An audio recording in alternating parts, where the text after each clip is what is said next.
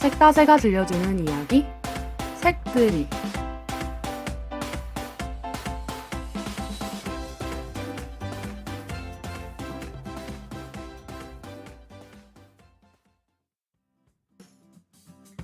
미국의 어린이책 출판사인 스콜라스틱이 2015년에 발표한 어린이 독서 습관 조사에 따르면 6세에서 17세 어린이 청소년 중 80% 이상이 부모가 소리내서 책을 읽어주기를 바라고 15세에서 17세 청소년 중 83%는 책을 읽어주는 부모가 좋다고 응답했다고 합니다.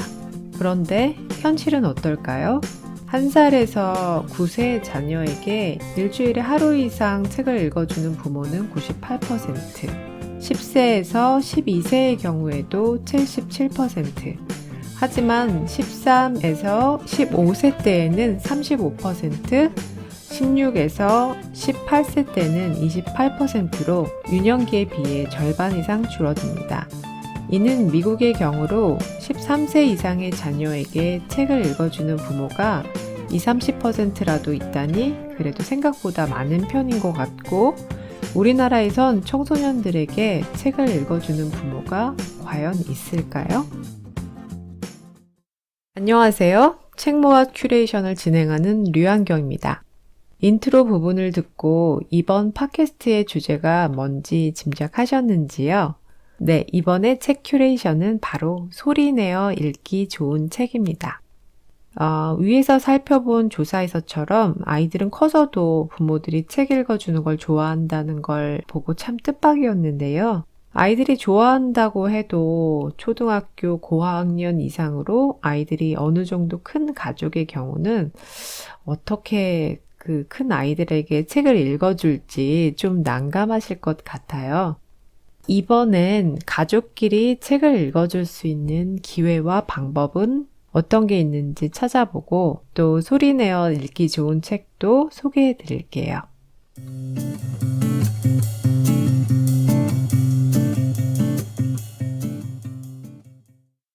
저도 아이들이 지금은 중학생, 고등학생이지만 어렸을 때 아이를 품에 꼭 안고 책을 읽어주던 기억이 새록새록합니다.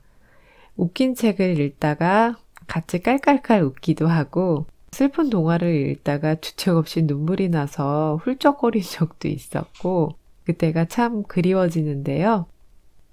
저희 집에서도 아이들이 크면서 책 읽어주는 일은 거의 사라졌지만, 그래도 아이들이 커서도 했던 건 소리내어 시 한 편 읽기였습니다. 시집은 잘 읽게 되질 않아 아이디어를 냈던 방법인데요. 아이들 잠자리에 시집을 한 권 놓아주고 잠들기 전에 같이 누워서 머리맡에 둔 시집의 아무 부분이나 딱 펼칩니다. 이때는 어떤 시가 나올지 약간 두근거리는 마음도 있고요. 그 펼친 부분에 시를 더 집중해서 보게 됩니다. 그리고 그 시를 소리내서 읽는 거죠. 한 편만 읽으면 근데 또 너무 아쉽잖아요? 그럴 땐 아이 보고 시집을 펼치게 해서 그 나온 시를 아이가 직접 읽는 거죠. 이렇게 두어 편을 주거니 받거니 하면서 재미있는 동시집도 좋고, 중학교 교과서에 나온 시나 청소년들이 직접 쓴 시를 모아놓은 책도 좋습니다.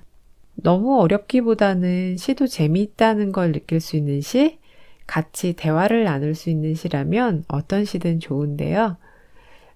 이번엔 가족들이 같이 읽고 이야기를 나눌 수 있는 시집 중에 외계인에게 로션을 발라주다 라는 제목의 시집을 같이 읽어보겠습니다. 큰 아이와 작은 어른이 함께 읽는 청소년 시집이라는 부제가 붙어 있고요. 엄마, 아빠, 그리고 아이들의 입장에서 공감할 수 있는 이야기가 많이 담겨 있습니다. 자, 이 시집을 아무데나 딱 펼쳐볼까요? 자, 이런 시가 나왔네요. 제목은 엄마 이름입니다. 휴대폰이 다 뭐야? 텔레비전도 없었던 아빠 박철수에게 엄마란 그냥 어머니였다. 스마트폰을 가진 친구들에게 엄마 이름은 가지가지. 규혁이 폰에 저장된 규혁이 엄마 이름은 잔소리 대마왕. 성빈이 폰에 저장된 성빈이 엄마 이름은 받을까 말까. 오늘 내 폰에 저장한 엄마 이름은 영희. 친구들이 여자친구로 오해해 주길 바라는 영희. 이 시에서 그 영희, 맨 끝에 영희, 다음에는 하트 무늬가 이렇게 붙어 있어요. 근데 이게 참 활용점정이랄까? 웃음 짓게 하는데요. 이 시를 읽고 저희 집 아이들은 엄마 이름을 어떻게 쓰고 싶어 할까 궁금해지더라고요. 잔소리 대마왕으로 쓰고 싶지만 참고 있는 건 아닌지 모르겠어요. 엄마가 되면 자신의 이름으로 불리기보다 누구 엄마로 많이 불리잖아요. 엄마의 이름은 잃어버리고 사는 경우가 많죠. 그런데 이렇게 아들이 엄마 이름에 하트까지 붙여서 핸드폰에 저장해 준다면 참 행복할 것 같다는 생각을 했습니다. 자, 그럼 이번엔 아들에게 시를 펼쳐서 읽어달라고 해보겠습니다. 꿈. 넌 꿈이 뭐니? 사람들이 자주 묻는다. 뭐가 되고 싶은지는 잘 모르지만 다른 사람들에게 도움이 되는 사람이고 싶다. 아빠는 뭐가 되고 싶었어요? 엄마는 뭐가 되고 싶었어요? 나는 아빠가 되고 싶었어. 나는 엄마가 되고 싶었지? 그럼 꿈을 이루셨네요? 그렇고 말고. 너희들이 아빠, 엄마 꿈을 이뤄줬지. 태어날 때부터 우리는 다른 이의 꿈을 이루게 도와주는 사람이다. 네, 학기 초마다 학교에서 장래희망을 써오라고 하는데 보통 아이들이 뭐라고 써야 될지 고민들을 많이 하죠. 그런데 이 시를 읽어보면 아이들은 이미 태어날 때부터 부모의 꿈을 이루게 도와주는 사람이었던 겁니다. 그래서 이 시를 읽고 나니까 꿈을 찾고 고민하고 막 방황하는 그런 아이들이지만 이미 정말 고맙고 소중하고 참 대단한 존재라는 생각이 들었습니다.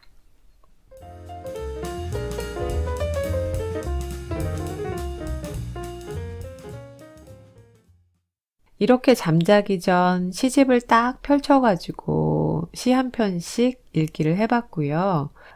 소리내어 책을 읽을 수 있는 또 다른 방법도 찾아보겠습니다. 아이들이 덩치가 어른만큼 커져도 아기 같아질 때가 있죠? 바로 몸이 아플 때입니다. 평소에는 아이들에게 책을 읽어줄 분위기를 만들기가 쉽지 않은데 아프면 부모에게 기대고 싶어하고 응석도 부리게 되니까 이때가 바로 큰 아이들에게도 책을 읽어줄 수 있는 좋은 기회가 되더라고요. 책 읽어주는 소리를 듣고 있으면 아픈 것도 잠시 잊을 수 있고 가족의 사랑도 느끼고 마음도 안정되니까 더 좋겠죠?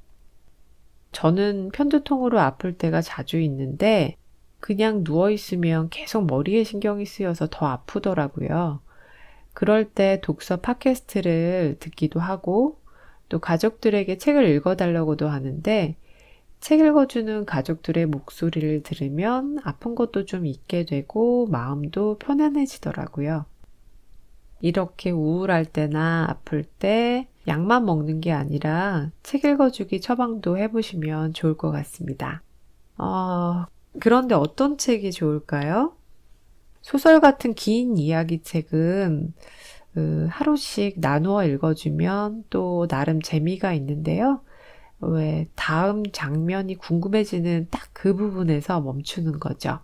그럼 다음 부분이 아주 기다려지죠. 하지만 어릴 때랑은 달리 매일 책을 읽어줄 수 있는 그런 분위기도 아니고 또 그렇다고 매일 아플 수도 없잖아요. 그래서 쭉 이어서 읽지 않고 한 꼭지씩 읽어도 부담 없는 책을 권해드리고 싶습니다.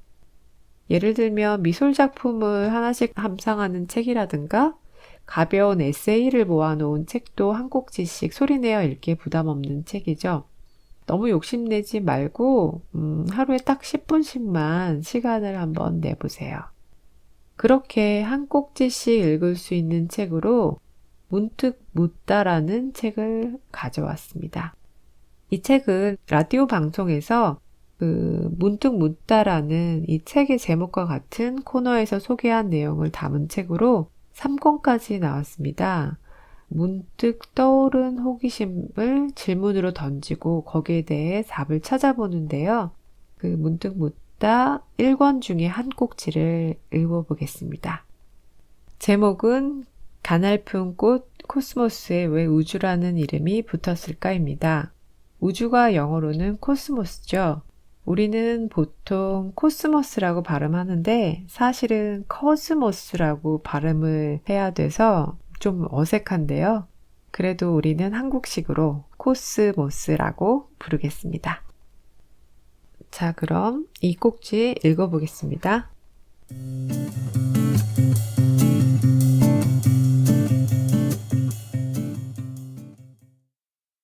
벌써 코스모스가 피었네. 가을에 피어야 할 꽃이 이상기온으로 여름에 피었군 하는 말은 해마다 듣는 것 같습니다. 우리나라에서 코스모스는 파란 가을 하늘, 가을 운동회, 가을 소풍을 연상시키는 대표적인 가을꽃이지만 사실 멕시코가 원산지라서 6월부터 피기 시작합니다. 그런데도 계속 코스모스를 가을꽃으로만 여기는 건 가을에야 이 꽃이 눈에 들어온다는 얘기일까요? 가을이 되어 미풍만 불어도 휘어질 듯 흔들리는 그 모습이 말이지요. 그래서 이 꽃에 붙은 순 우리말 이름이 살살이, 가냘프게 살랑살랑 흔들리는 모양을 뜻합니다. 반면 서양에서는 재채기만 해도 놀라 달아날 것처럼 생긴 이 꽃에 버겁게도 코스모스라는 거창한 이름을 붙였습니다.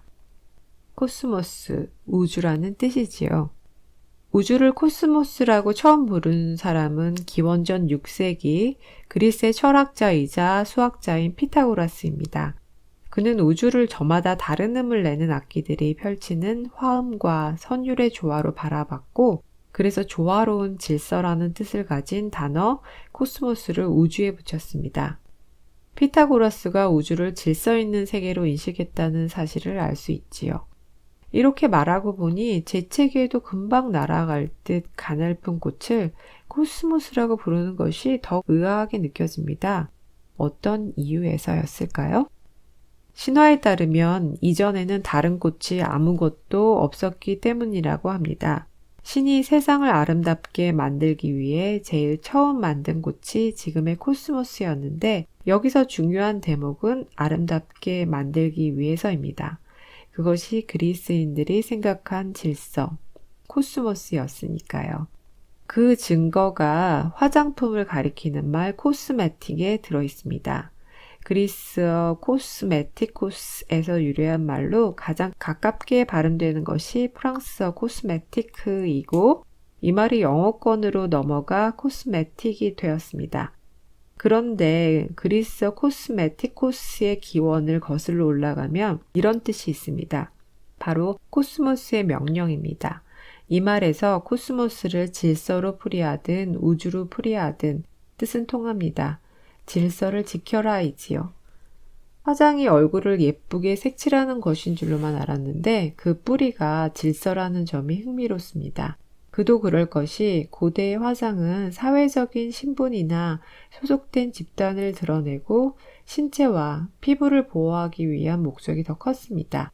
그들에게 사회적인 신분이나 소속된 집단이란 신이 인간에게 부여한 역할이었습니다. 그리고 그 역할을 충실히 해내는 인간을 훌륭하다고 평가했습니다. 그것이 조화롭고 질서 있는 세계라고 믿었기 때문이지요.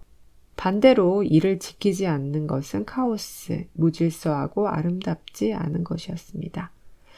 그러나 카오스의 상태를 거치지 않은 채 기계적으로 답습하는 질서와 조화는 아무리 완벽하다 해도 아름다울 수는 없습니다.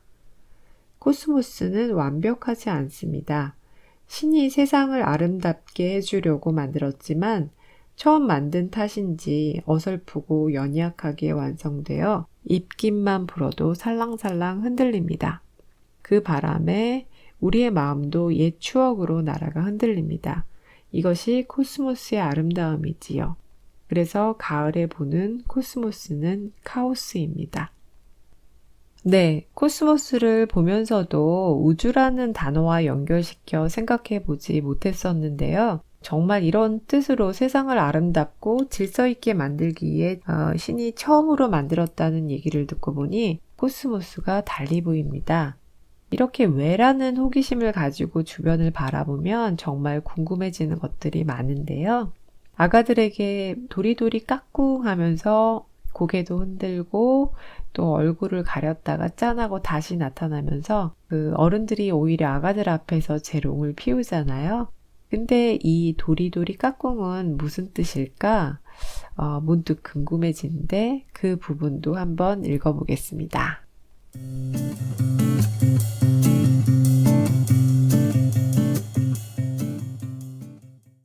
도리도리 까꿍은 무슨 뜻일까? 세상에 태어나 살아온 평생이 100일 조금 넘은 아기가 미용실에 입원을 하러 왔습니다.